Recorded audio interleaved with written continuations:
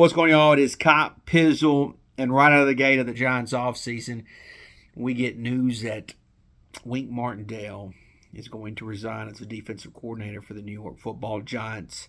I think it seemed like Martindale wanted to be fired because they would have had to honor his contract, but as you know, with him resigning, there's a different policy in place for that. But the weird thing about it is that Martindale, as of now, hasn't officially turned in his resignation papers. So there's something going on there that I don't know if the story is finally out on that deal or if it's come to a conclusion, but it seems like Martindale's time here with the Giants is over with. And look, I'm going to be honest. I have nothing bad to say about Wink Martindale. Others may, but I think. Look, I'm not saying he's my favorite defensive coordinator that's ever been with the Giants. I was a big fan of John Fox. Obviously, Bill Belichick was in that position at one time for the Giants, and I love Steve Spagnuolo in that position, and so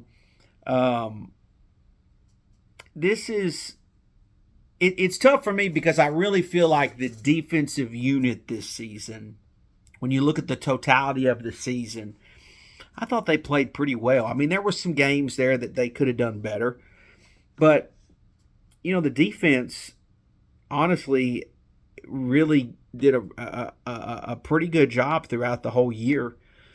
Now, granted, that part of the team relatively stayed healthy, and obviously we had the trade with Leonard Williams, moving to Seattle, so there were some changes there as well.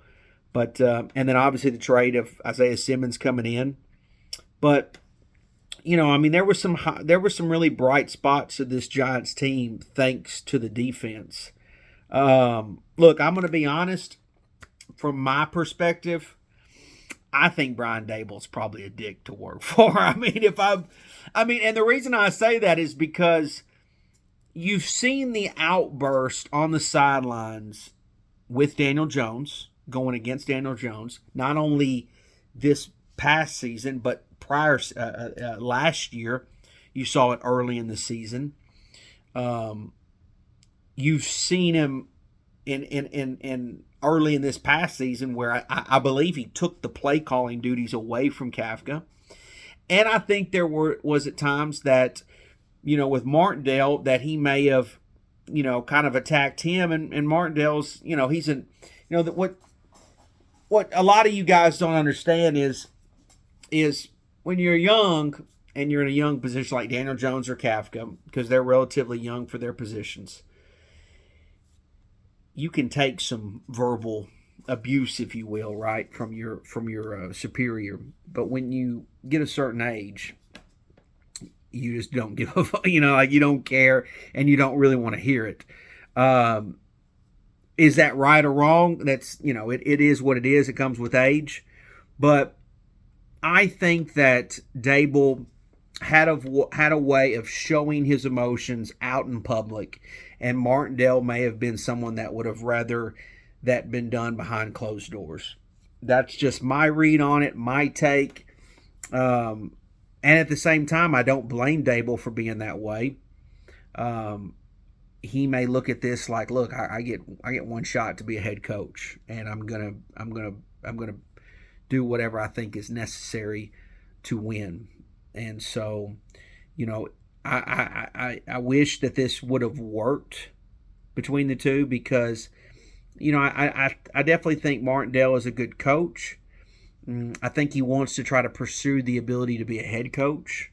Obviously, he can still be a defensive coordinator at a lot of places, but I've got no hard feelings as of right now about Martindale. I don't wish him to be gone, but I totally get it from his perspective, and I also get it from Daboll's perspective. I get it from both sides. Sometimes things don't mix like you hoped. And sometimes two grown men, just have a differences of opinion. That's just really all there is to it. And so, the thing is about this defensive unit. If they are in a case of moving on from Martindale, and that this does actually go through, I'm interested to see what the Giants will do with that position, who they will bring in, and how that will affect majority of the players that or the vision of the defense going forward. So it's really interesting to me, because I think a lot of us Giant fans, we look at the offensive side of the ball and we say, yeah, this is what really needs to be addressed in the offseason, whether it's the offensive line, or just bringing in playmakers. And something about the offensive line that I wanted to touch real fast, and this video is more so about Martindale, but the thing about the Giants, what they desperately need is, there's so many people that attack Evan Neal on his play this season, and rightfully so. Don't get me wrong.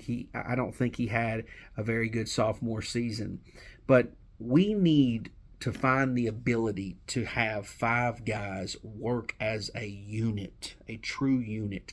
Not so much up to, because to me, there's a lot of people make offensive line play about an individual thing, and the reality is I think it's more so how 5 guys work together.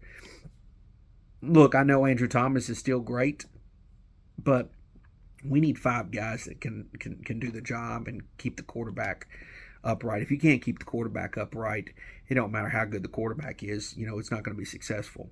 So that is something that, the Giants, we as Giant fans, that needs to be addressed. And so when you get this news early about the defensive side of things, it's kind of like, I hate to see that part of the unit get diminished just a little bit. But, it's interesting to see what, it will be interesting to see what the Giants do now, what happens these next couple weeks, next couple months. But, yeah, man, right out of the gate, we get off-season news that some coaches are moving on. Obviously, the Giants also parted ways with their offensive line coach and special teams coordinator. I think everyone knew that was coming, but the big news obviously is Martindale, and we'll see where this all leads.